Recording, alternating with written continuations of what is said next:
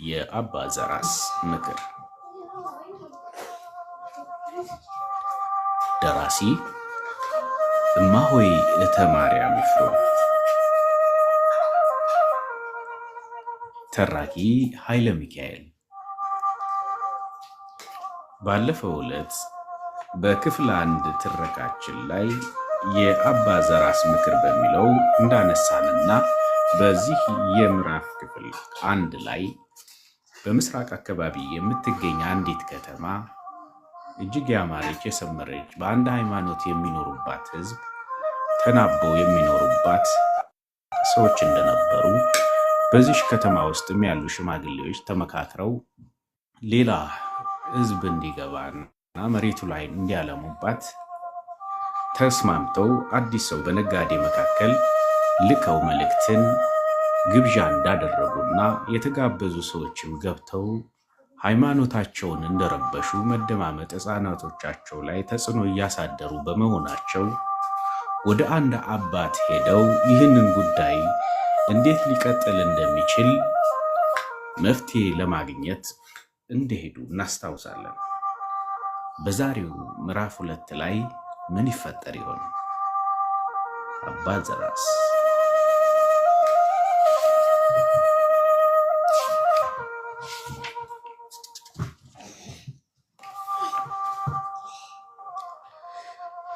እኚህ አባት ስማቸው አባ ዘራስ ይባላል።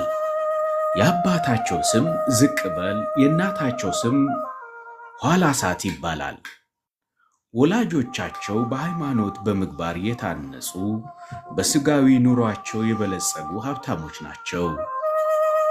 ከዘራስ በቀር ልጅ ስለሌላቸው በጥሩ ስነ ምግባር ኮትክተው ሃይማኖቱን አክባሪ እናቱን አባቱን የአገር ሽማግሌዎችን ታላላቆችን ታናናሾቹን የሚያከብር ለሁሉ በትህትና የሚታዘዝ እግዚአብሔርን ፈሪ ሰውን አክባሪ አድርገው ነው ያሳደጉት። አጥቢያ ቤተ ክርስቲያንን በድቁና ሲያገለግልና ተጨማሪ መንፈሳዊ ትምህርቶችን በንቃትና በትጋት ሲማር ከቆየ በኋላ የዓለምን ከንቱነት ተረድቶ ከእናት ከአባቱ ጠፍቶ ወደ አንድ ገዳም ገብቶ እዛው መልኩሶ አሁን አባ ዘራስ ተባለ። አባ ዘራስ በዛ ገዳም ሲኖር በጣም ትሩፋትን አበዛ። ለስጋው ምንም አይነት እረፍትን አይሰጣትም ነበር። የገዳሙ ነዋሪዎች እስኪደነቁ ድረስ ልዩ ልዩ ትሩፋቶችን ይሰራ ጀመር። ከዛም ገዳሙን በቅስና እንዲያገለግል ተመርጦ ካህን ሆነ። ትንሽ ቆይቶ ቆሞስ ሆነ። በዚህ ተጋድሎና በብዙ ትሩፋቱ የቀናው ሰይጣን መንፈሳዊ አስመስሎ ገዳሙን ጥሎ ወጥቶ ወደ ከተማ ገብቶ ብዙ ያጠፋ ሰዎችንም ወደ ሃይማኖት እንዲመልሳቸውና ብዙ ፍሬን እንዲያፈራ ሹክ አለለት። ይህንንም ሐሳብ ተቀብሎ የገዳሙ አበውና ጓደኞቹ እግሩ ላይ ወድቀው ቢለምኑትም እምቢ ብሎ ገዳሙን ለቆ ወጥቶ የአንድ ደብር አስተዳዳሪ ሆነ። በተሾመበት ደብር ሁሉ ነገር አልጋ በአልጋ ሆነለት። ለደብሩ ወፍጮ ቤት፣ ሱቅ፣ የተለያዩ አገልግሎት የሚሰጡ ልዩ ልዩ የልማት ሥራዎችን በመስራት በቤተ ክርስቲያኗ ምዕመናን በቤተ ክህነት ኃላፊዎች ዘንድ ስሙ ገነነ። በሁሉም ዘንድ ታዋቂ ሆነ። የሁሉ አማካሪ፣ የሁሉ ዘካሪ ሆነ። ሹመትና ሽልማት ተሽጎደጎደለት። ከዚያም ወደ ሌላ ደብር ተዘዋወረ። ያንንም ከዚህ በበለጠ አለማ። ይህን የተመለከቱ እኛ አባት የደብር አስተዳዳር ሆነው ይህን ያህል ከሰሩ ከፍ ያለ ስልጣን ቢያገኙ ብዙ ይሰራሉ ብለው ተወያይተው የአንድ ክፍለ ሀገር ስራ አስኪያጅ ሆነው ወደ ተመደቡላቸው ክፍለ ሀገር አመሩ። ሊቀ ካህናት አባ ዘራስ በመጀመሪያ መናኝ መነኩሴ ሆነው በገድል በትሩፋት በገዳም ኖሩ። ያን ትተው ወደ ከተማ ገብተው የደብሩ አስተዳዳሪ ሆኑ። አሁን ደግሞ የአንድ ክፍለ ሀገር ሊቀ ካህናት ሥራ አስኪያጅ ሆኑ። አባ ዘራስ ከዚህ በኋላ የቀድሞ ትሩፋታቸውና ለሥራ ያላቸውን ትጋት እርግፍ አድርገው ትተው ገንዘብ ማሳደድ እና ራሳቸውን መንከባከብ፣ ሀብት ንብረት ለማብዛት ማሰብ መትጋት ጀመሩ። እስከ ዛሬ የተለዩአቸውን ቤተሰቦቻቸውን ፈልገው በመሄድ እናት አባታቸውና ወገን ዘመዶቻቸውን መንከባከብ፣ እነሱን ማበልጸግ ስራዬ ብለው ያዙት። ድሃ መናቅ፣ ከሀብታሞች ጋር መወዳጀት ብቻ ሁሉ ነገራቸው ተቀይሮ ድሮ የሚያውቋቸው እስኪደነቁና እሳቸው መሆናቸውን እስኪጠራጠሩ ድረስ ዘመናዊ ዓለምንና ቁሳቁሷን ወደዱና ለእርሷ ተገዥ ሆኑ። ከዕለታት አንድ ቀን በእሳቸው ሀገረ ስብከት ውስጥ ያለ አንድ አነስተኛ ከተማ ውስጥ ቤተ ክርስቲያን ተሰርቶ እንዲመርቁላቸው በስንት ደጅ ጥናት አማላጅ እሺ ብለው ከአጃቢዎቻቸው ጋር ራሳቸውን በገዙት ዘመናዊ መኪና ወደዛው ሲያመሩ ያልታሰበ ከባድ ዝናብ ጣለ። መንገዱ ጥርጊያ መንገድ ነበርና ጭቃ ሆነ። መኪናው ወደፊትም ወደ ኋላ ማንቀሳቀስ አልተቻለም። ያለው አማራጭ መኪናውን ባለበት አቁሞ ወደዱም ጠሉም በእግር መጓዝ ብቻ ነበር። አባ ይህን ቤተ ክርስቲያን እንዲመርቁ ያስገደዷቸውን ሰዎችና ያችን ቀን እየረገሙ ሳይወዱ በግድ ጉዞ ጀመሩ። አባ በግራ በቀኝ ተደግፈው እየሄዱ እያለ ከያዟቸው ሰዎች አምልጠው ጭቃው ላይ ዘፋሉ። ሁሉም ተደናግጦ ሊያነሳቸው ሲታገል ጭቃው ኃይለኛ በመሆኑ እዚያው እየመላለሳቸው በጭቃው ተለወሱ። በዚህ ጊዜ በሀገሬው የሚኖር አንድ የበቃ ሰው ነበር። ብቃቱን ሰዎች እንዳያውቁና ክብር እንዳይሰጡት ራሱን እንደ እብድ አድርጎ ይኖራል። እርሱ ድንገት ደርሶ ድምፁን ከፍ አድርጎ አቤት አንቺ መሬት፣ አቤት አንቺ መሬት፣ ስንቱን ቻልሽ፣ ዛሬም ነገም ያስችልሽ።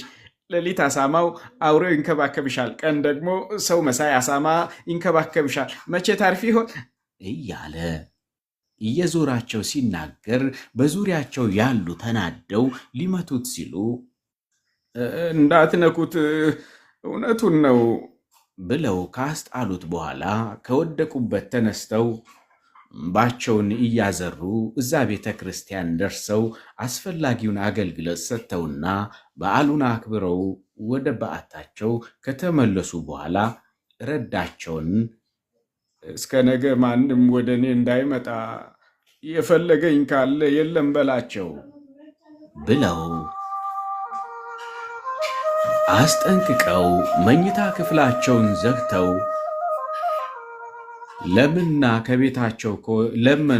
ለመኑ። ከቤታቸው ከወጡ ጀምሮ የሆነውን ያደረጉትን ሁሉ አስበው ምርር ብለው አለቀሱ። ሰው እንዴት ወደፊት እንጂ ወደኋላ ይጓዛል? እንዴት ከፍ ብሎ ዝቅ ይላል? እንዴት ከነፃነት ባርነት ከክብር ውርደትን ይመርጣል? ወየው ለኔ ወየው! ማን ያላቅሰኝ? ማንስ ይጩህልኝ? ማንስ ከወደቅኩበት ያንሳኝ? እያሉ ደረታቸውን እየቀጠቀጡ የእንባው ብዛት ጉንጫቸውን እስኪልጠው ድረስ መራራ ለቅሶን አለቀሱ።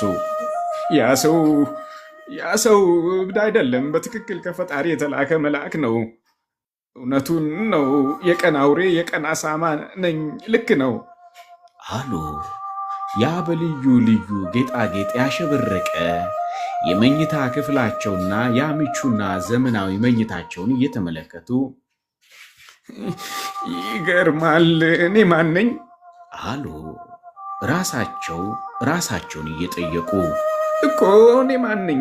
ማንስ ነበርኩ? ዛሬስ ማን ነኝ? ወደፊትስ ማን ልባል? ምንስ ልሆን ነው አሉ። በቁም ሳጥናቸው መስታወት ራሳቸውን እያዩና ከሌላ ሰው ጋር ይነጋገሩ ይመስል ወደ መስታወቱ እያፈጠጡ ወደ ልጅነት ጊዜያቸው ወደ እናት አባታቸው ቤት በሐሳብ ነጎዱ።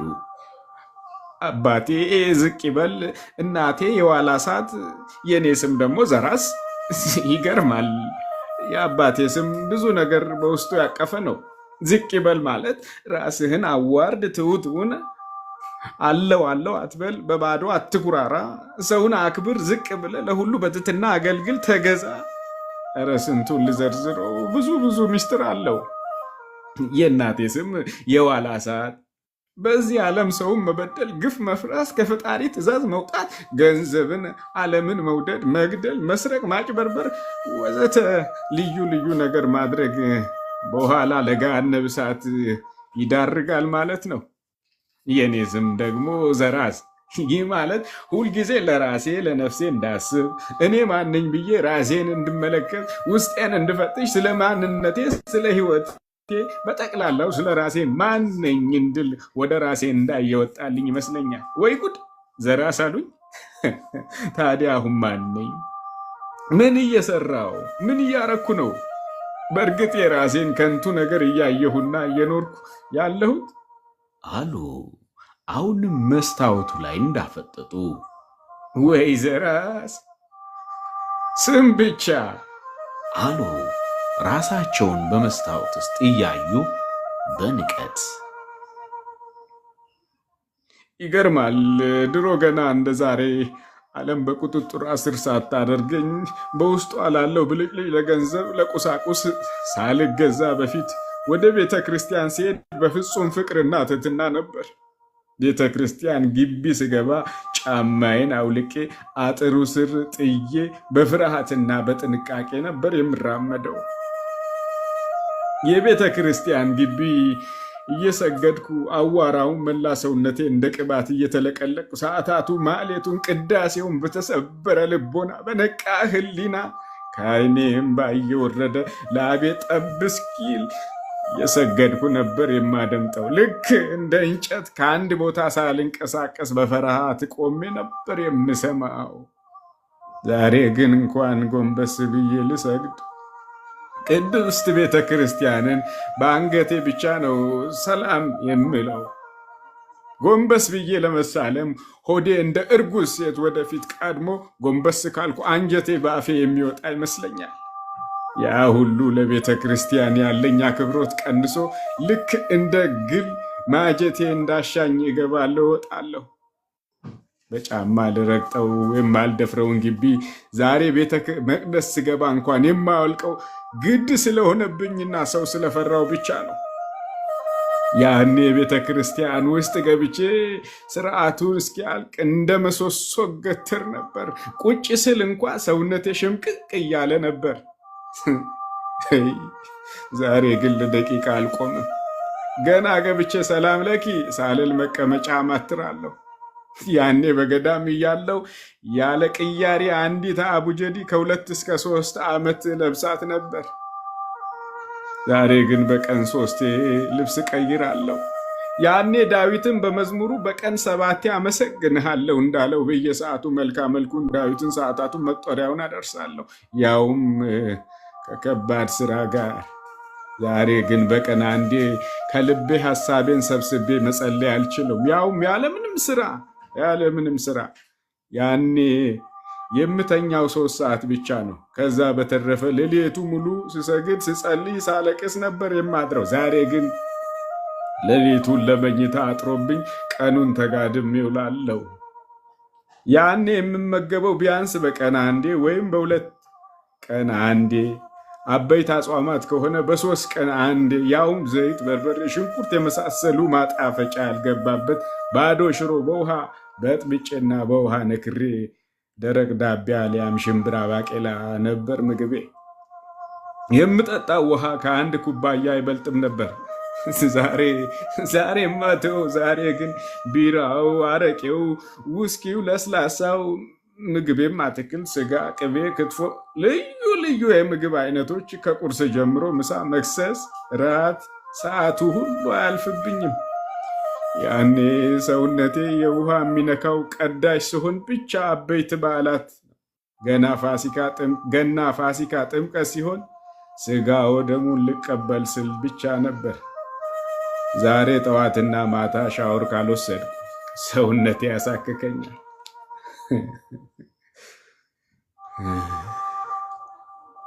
ያኔ ፊቴ ሰውነቴ ቅባት አያውቅም። የጥምቀትና የታሳስ ብርድ ፊቴን ሲሰነጣጥቀው ቫዝሊን ተቀብቼ አላውቅም ነበር። ዛሬ ዘመናዊ ቅባቶች አያልፉኝም። ያኔ የምተኛው ባዶ መሬት ላይ ሰሌን ወይም ቆርፋዳ ቆዳ አንጥፌ አቡጀዴን ደርቤ ነበር። ዛሬ ምን የመሰለ አልጋና ፍራይሽ፣ ልስላሴው ስፖንጅዬ፣ በበለጠ ምቾቱ ያማረ ብርድ ልብስና ያማረ አንሶላ ለብሼ ሲያዩት በሚያስደስት መኝታ ቤት ጧ አብዬ ተኝቼ ሳልገላበጥ ይነጋል። ያኔ የቤተ ክርስቲያን ደውል ገና ኳ ከማለቱ ቀድሜ ይገኝ ነበር።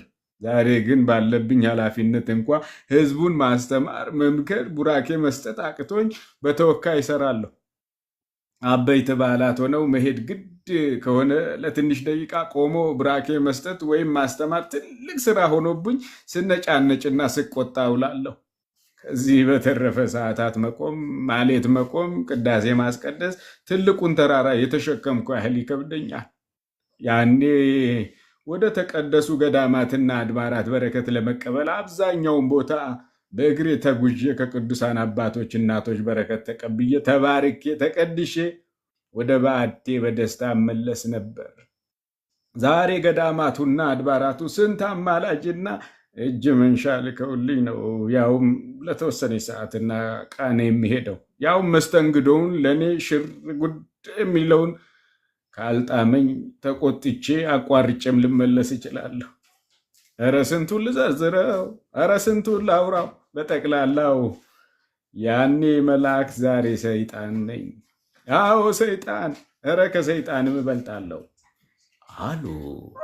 ፂማቸውን በሁለት እጃቸው እየነጩና መስታወቱ ላይ እያፈጠጡ።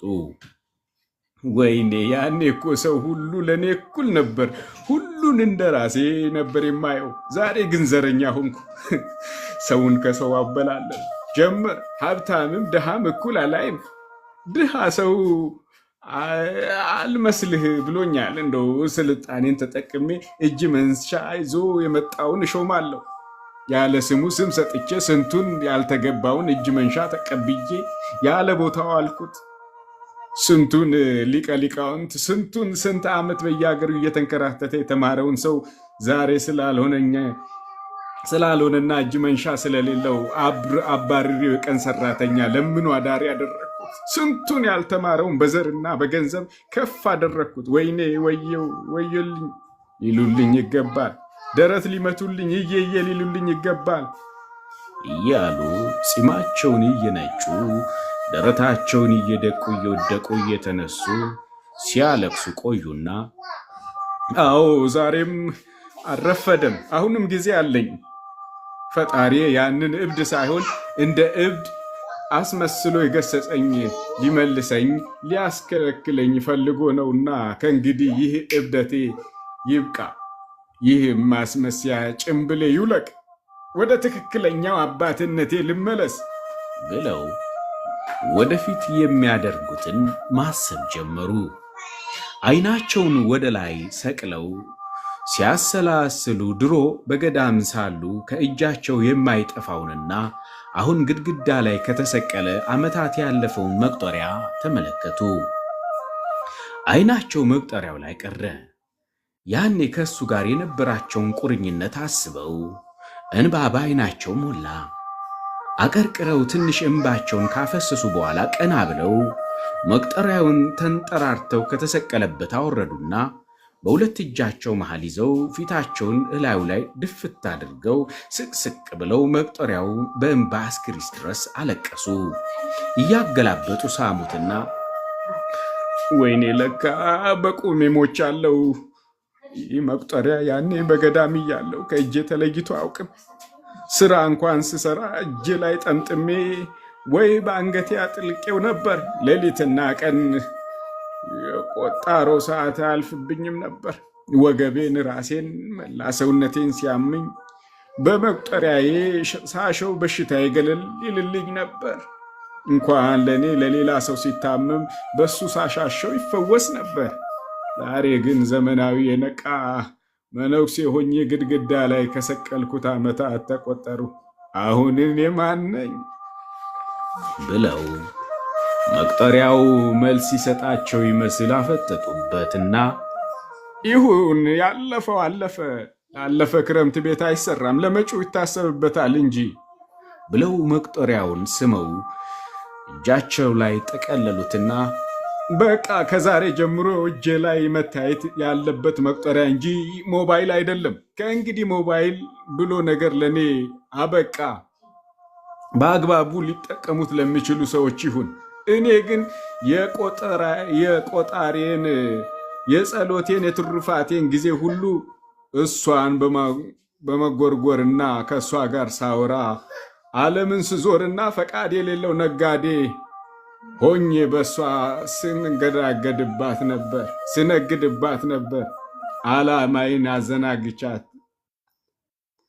አዘናግታኛለች። ስለዚህ የኔና የእሷ ነገር እዚህ ላይ ይብቃ ብለው ሞባይላቸውን አንስተው ወደ ሽንት ቤት ጨመሩና ከእንግዲህ ከመኪናዬ ጀምሮ አንዲትም ሳንቲም ሳትቀረኝ ሽጬ ለድሃ አካፋፍዬ ፈጣሪ በመረጠኝ ቦታ ተራ ሰው መስዬ ምናኔን አንድ ብዬ ጀምራለሁ ብለው በቁርጠኝነት ተነስተው ያላቸውን ሁሉ ለድሆች አከፋፍለው የሚለብሷትን አንዲት የአቡጀዲ ሱሪና ቀሚስ ነጠላና የጸሎት መጽሐፋቸውን ብቻ ይዘው በባዶ እግራቸው በሌሊት ከቤታቸው ወጥተው ወደ ሩቅ ቦታ ተጉዘው እዚያችም በምስራቅ አገር በምትገኝ የተቀደሰች ከተማ ደርሰው በአንዲት መቃብር ቤት እንደ አንድ ያልተማረ ጨዋ ሰው ራሳቸውን ለውጠውና ቀይረው መኖር ጀመሩ። የአባ ዘራስ ምክር ክፍል 3 ይቀጥላል።